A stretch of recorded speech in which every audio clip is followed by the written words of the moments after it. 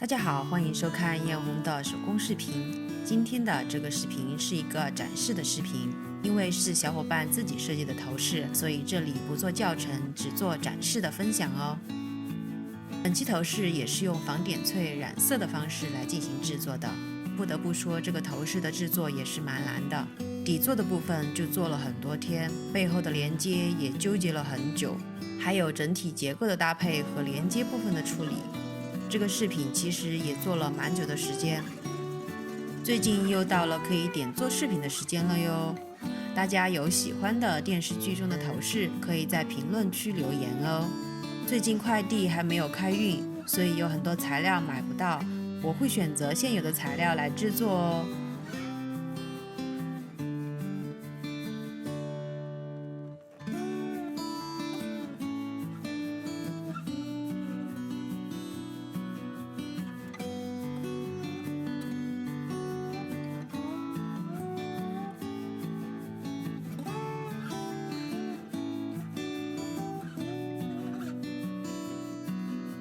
好了，本期的视频就到这里哟，我们下期再见。如果喜欢的话，记得点赞、评论、关注我哦，拜拜。